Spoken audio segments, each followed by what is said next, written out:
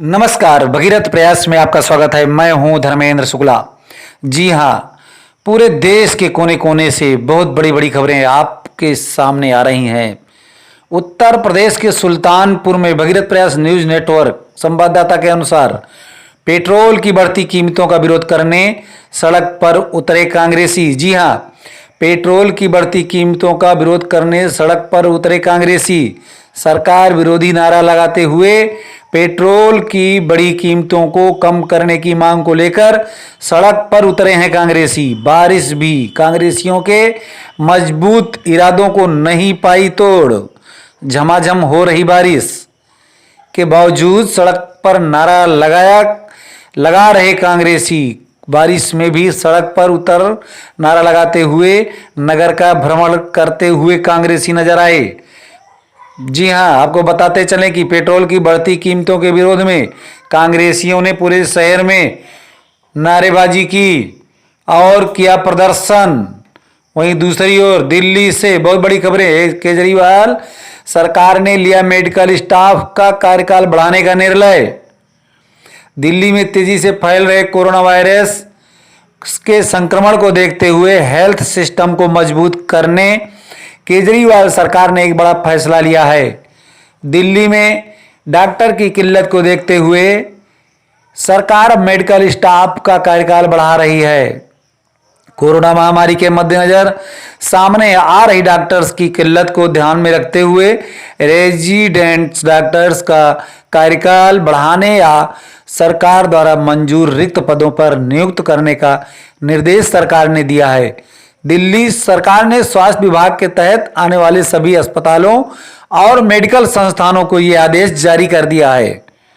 जी हां, आपको बताते चलें, नए फैसले के अनुसार दिल्ली सरकार के अधीन आने वाले सभी अस्पतालों और मेडिकल इंस्टीट्यूट के एमएसएमडी डीन या डायरेक्टर्स को कहा गया है कि वे अपने यहां काम कर रहे उन सभी सीनियर रेजिडेंट और जूनियर रेजिडेंट डॉक्टर का कार्यकाल 6 महीने के लिए बढ़ाएं, जो अगले कुछ दिनों में अगले 3 साल और 1 साल का कार्यकाल पूरा करने वाले हैं, या फिर जो मंजूर रिक्त पद हैं उन पर नए डॉक्टर्स न मिलने की स्थिति में ऐसे सीनियर रेजिडेंट या जूनियर रेजिडेंट डॉक्टर को नियुक्त करें जो अपना रेसिडेंसी टेन्योर पूरा कर चुके हों। गौरतलब है कि नई दिल्ली में कोरोना मरीजों का आंकड़ा तेजी से बढ़ रहा है। बीते 24 घंटे में दिल्ली में करीब 4000 लोगों में कोरोना संक्रमण की पुष्टि हुई है। साथ ही कोरोना वायरस संक्रमित मरीजों की संख्या 70,000 का आंकड़े को पार कर चुकी है। वहीं कोरोना के संक्रमण से अब तक 2000 से ज्यादा लोगों की मौत हो चुकी है नई दिल्ली में। जी हां, बहुत बड़ी खबरें आ रही हैं बॉलीवुड से। बम्बई नई दिल्ली ब्यूरो के अनुसार कौन है मरीना कुंवर, जिन्हें लेकर सोनू निगम ने भूषण कुमार से कहा पोस्ट कर दूंगा तो वो तुम्हारा वीडियो। वो कौन सा वीडियो है? नई दिल्ली बॉलीवुड में फिल्म माफिया की चर्चा के बाद म्यूजिक माफिया को लेकर सोनू निगम ने अब मोर्चा खोल दिया है।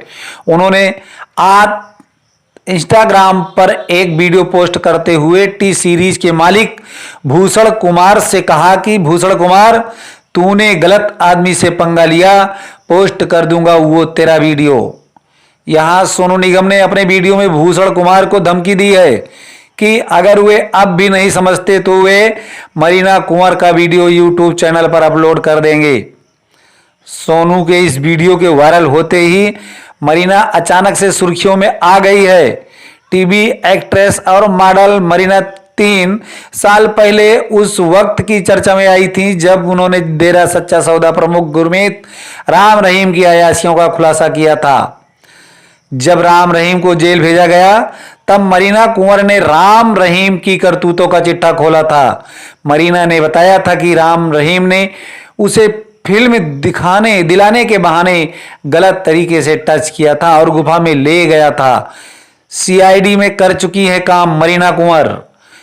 बात अगर मरीना के वर्क की करें तो उन्हें सीआईडी आहट शपथ जग्गू दादा देखा गया था।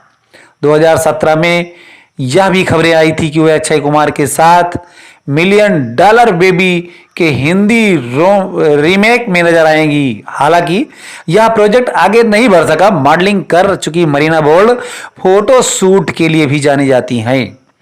देश के मशहूर flag bat singer Sonu Nigam ने हाल ही एक वीडियो जारी कर बॉलीवुड के एक अभिनेता पर तंज कसा और साथ ही म्यूजिक इंडस्ट्री में भी खेमेबाजी के होने का आरोप लगाया।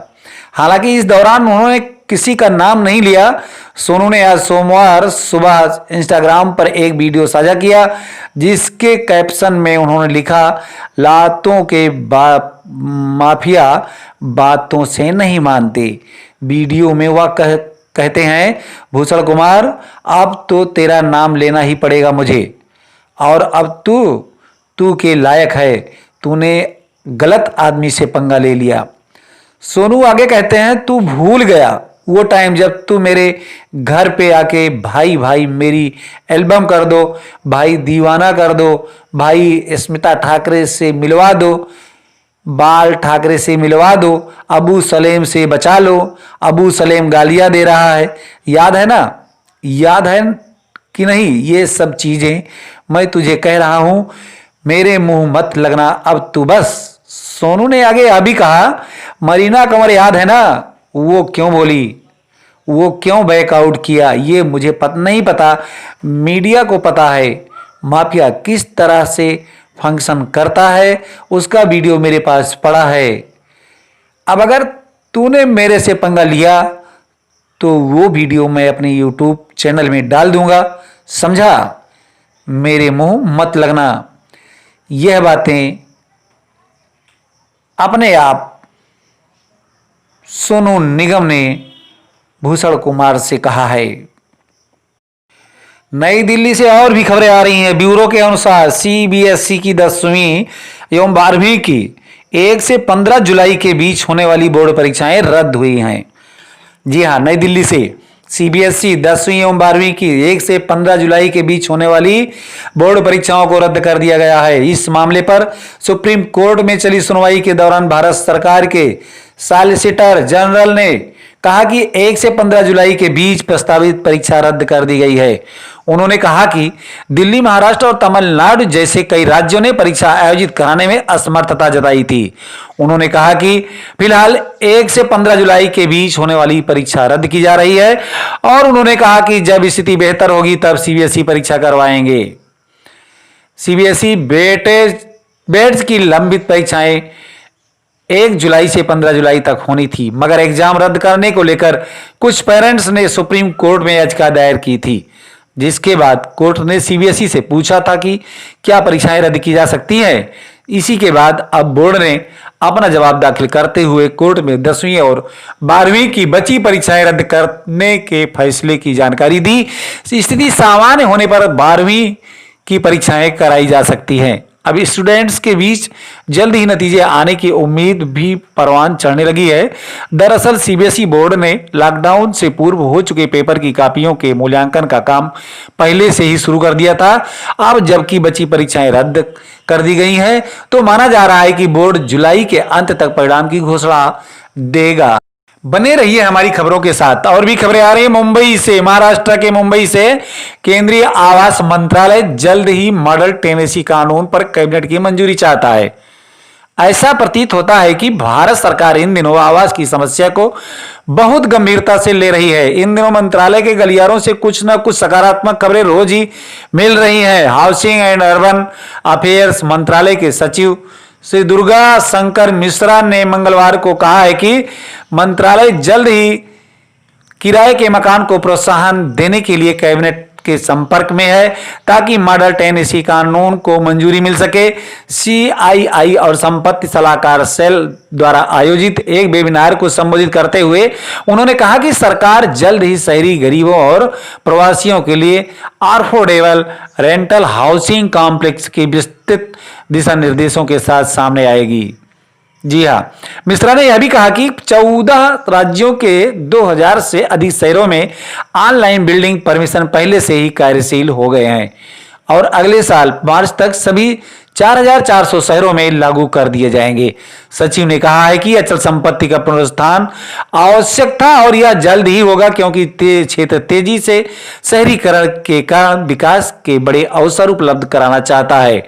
श्री मिश्रा ने कहा कि किफायती आवास की मांग और आपूर्ति में वृद्धि हुई है, जो केंद्र सरकार द्वारा प्रदान की जाने वाली कर सहायता और ब्याज सब्सिडी से प्रेरित है। उन्होंने 2011 की जनगणना की रिपोर्ट का हवाला देते हुए कहा है कि देश में 1.1 करोड़ घर खाली हैं। उन्होंने आगे यह भी कहा कि किराए के आवास में व्यापार के बड़े अवसर हैं। मिश्रा ने कहा कि मंत्रालय ने मॉडल टेनेसी कानून को अंतिम रूप दे दिया है और जल्द ही इसे कैबिनेट के सामने रखा जाएगा। सचिव ने उम्मीद जताई कि सभी राज्य इस मॉडल कानून को अपनाएंगे, जो किराए के आवास खंड को पारदर्शी और जवाबदेह बनाने में मील का पत्थर साबित होगा। उन्होंने कहा कि मॉडल कानून मकान मालिकों और किराएदारों के अधिकारों को संतुलित करता है। मंत्रालय ने जुलाई 2019 में ड्राफ्ट मॉडल टेनेसी कानून को लागू किया था, जिसमें प्रस्तावित किया गया था कि भूस्वामियों को किराया में बदलाव करने से 3 महीने पहले लिखित में नोटिस देना होगा। इसने एक जिला कलेक्टर को इस कार्य के लिए नोडल अधिकारी के रूप में नियुक्त करने और किराएदारों पर भारी जुर्माना लगाने की वकालत की गई है। शहरी गरीबों और प्रवासियों के लिए ARSC नीति पर बोलते हुए मिश्रा ने कहा कि मंत्रालय जल्द ही इस योजना के विस्तृत दिशा निर्देशों के साथ आएगा, जिसे वित्त मंत्री निर्मला सीतारमण ने कोविड-19 से पहले निपटने के लिए 20 लाख करोड़ रुपए के आर्थिक पैकेज के हिस्से के रूप में घोषित किया था। सचिव ने कहा कि मंत्रालय ध्वनि व्यापार मॉडल का प्रस्ताव रखेगा और इस योजना के तहत डेवलपर्स को अतिरिक्त मंजिल क्षेत्र अनुपात की अनुमति देगा। यह हर किसी के लिए एक फायदे का सौदा होगा। सेविंग्स इंडिया के CEO अनुराग माथुर ने कहा कि कार्यालय वेयर हाउसिंग और ऑनलाइन रिटेल सेगमेंट सबसे कम प्रभावित है और यह तेजी से ठीक होना चाहिए। उन्होंने कहा कि लग्जरी, आवासीय और हॉस्पिटैलिटी सेक्टर बुरी तरह प्रभावित हुआ है। आवास और शहरी मामलों में मंत्रालय ने प्रवासी मजदूरों और शहरी गरीबों के लिए ARSC को बढ़ावा देने के लिए एक योजना शुरू की है, जो औद्योगिक क्षेत्र के साथ गैर औपचारिक शहरी अर्थव्यवस्था में अपने कार्यकाल के करीब रहने, गरिमापूर्ण और योजनाबद्ध आवास तक पहुंच प्रदान कर सके। इस पहल का लाभ प्रवासी औद्योगिक क्षेत्र के में शहरी गरीब, सेवा उद्योग, विनिर्माण क्षेत्र, संस्थान और संघ आदि को लाभ मिल सकेगा। सरकार 2 मॉडल का उपयोग करके किफायती किराए पर रहने की सुविधा प्रदान करने के लिए PMOI के तहत योजना शुरू करेगी। पहला, मौजूदा आवास स्टॉक को ARSC के रूप में उपयोग करना और दूसरा, ARSC के निर्माण के लिए निजी सार्वजनिक एजेंसियों को प्रोत्साहित करना है। अब तो समय ही बताएगा यह पहल किस हद तक कारगर साबित होगी। आप देखते रहिए भगीरथ प्रयास। हमारे चैनल को सब्सक्राइब करिए और बेल आइकन जरूर दबा दीजिएगा, जिससे कि आपको आने वाला अगला अपडेट्स मिल सके। पुणे से महाराष्ट्र के पुणे रेल मंडल द्वारा 1,95,000 से ज्यादा यात्रियों को रिफंड दिया गया। भगीरथ प्रयास न्यूज नेटवर्क ब्यूरो के अनुसार कोविड-19 के दौरान 22 मार्च से रेलगाड़ियां रद्द कर दी गई थीं, जिसके लिए यात्रियों को उनके टिकट की पूरी राशि वापस करने का निर्णय रेल प्रशासन द्वारा लिया गया है। इसी कड़ी में पुणे रेल मंडल ने भी अपने क्षेत्राधिकार में आने वाले रिजर्वेशन कार्यालयों से रेल टिकटों की धन वापसी रिफंड 25 मई से शुरू की है। पुणे, चिंचवड, तलेगांव, बारामती, कोल्हापुर, मेरठ, सांगली, सतारा तथा कराड़ स्टेशनों पर स्थित रेल आरक्षण कार्यालयों ने रद्द रेल टिकट की धन वापसी रिफंड करते हुए यात्रियों को राहत दी है। 25 मई से शुरू की गई धन वापसी की प्रक्रिया के तहत पुणे रेल मंडल द्वारा एक माह में 1,95,000 से ज्यादा यात्रियों के टिकट रद्द करते हुए लगभग 12 करोड़ 83 लाख की राशि का भुगतान किया जा चुका है। रद्द की गई गाड़ियों के टिकट की धन वापसी का सिलसिला निरंतर जारी है। रेल प्रशासन ने स्पष्ट किया कि ऐसे टिकट की धन वापसी यात्रा की तिथि से 6 महीने तक ली जा सकती है। ये खबरें मनोज झवर, जनसंपर्क अधिकारी, पुणे मंडल ने दी है।